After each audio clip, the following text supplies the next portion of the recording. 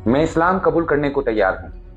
मैं इस्लाम कबूल करने को तैयार हूं, लेकिन मेरा शर्त बस इतना है, दिल्ली जामे मस्जिद का इमाम और हमारा जमात उलामाए हिंद का मौलाना महमूद मदानी का खानदान से कुछ 6 साल का बच्ची के साथ मुझे निकाह पढ़वाना पड़ेगा। बिस्मिल्लाहिर्रहमानिर्रहीम। ये कोई पागल शख्स है जो इस तरह की गुफ्तगू कर रहा है। मैं यहाँ पर चंद ही बातें कहना चाहता हूँ, क्योंकि मुझे ऐसा लगता है कि इसको इसके ही रिलीजन के बारे में पूरी नॉलेज नहीं है।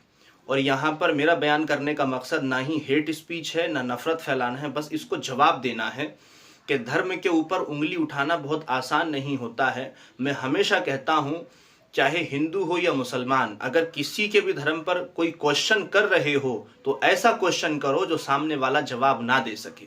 लेकिन तुम्हारी ये गंदी आदत है कि ऐसे क्वेश्चन करते हो कि इस पर 1000 हम जवाब दे सकते हैं, और तुम कभी सामने डिबेट में बैठने तैयार नहीं होते।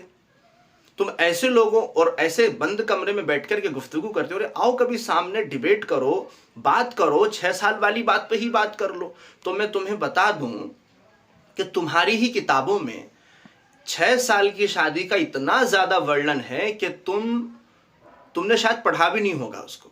गौतम सूत्र में है, ब्रह्म वैवर्त पुराण में है, शतपथ ब्राह्मण में है, और महाभारत में है कि 6 साल, 7 साल, 8 साल की शादी को धर्म सम्मत माना गया है। ये तो तुम्हारी धर्म में भी लिखा हुआ है। लेकिन जब अब कानून हिंदुस्तान है कि 18 साल से पहले शादी नहीं होगी, तो तुमने इसकी उम्मीद कैसे कर ली? और कैसे कानून तुमको छोड़ रहा है इस बात की उम्मीद करने पर कि तुम कानून के खिलाफ कोई उम्मीद रखो? कानून के खिलाफ उम्मीद भी एक कानून का उल्लंघन है। कानून के खिलाफ कोई काम कर दिया तो वो भी कानून का उल्लंघन है, उसके खिलाफ उम्मीद करना भी एक कानून का उल्लंघन है। तुमने जो ये उम्मीद की है, ये कानून के खिलाफ की है। सिर्फ किस लिए? मुसलमानों पर उंगली उठाने के लिए। तो अगर पहली बात तो यह है कि तुम्हारी जैसी सूरत ऐसी है कि तुम्हारी सूरत देख के तो कोई हिंदू भी तुम्हें लड़की नहीं देगा। मुसलमान की लड़की, 6 साल की लड़की तो एक बड़ी चीज है, एक हिंदू भी तुम्हें कोई लड़की नहीं देगा। जैसी तुम्हारी सूरत है, तुम्हारे गंजेड़ी नशेड़ियों की जो सूरतें हैं, तुम्हें कोई हिंदू भी लड़की नहीं देगा, अच्छा हिंदू। पहली चीज।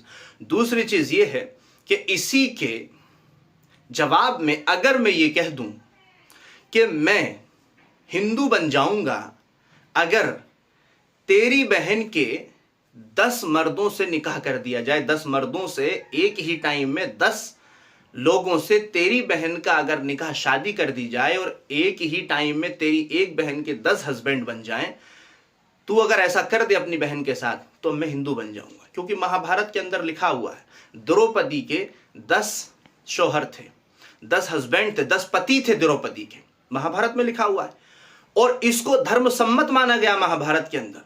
तो हम यही कहना चाहते हैं, उस दौर में क्या रस्म थी, क्या रिवाज थे, क्या मामलात थे, क्या हिकमतें थी, क्या दौर था जो किताबों में लिखा हुआ है। आज के दौर में रह करके उस दौर को तसव्वुर नहीं किया जा सकता, इमेजिन नहीं किया जा सकता।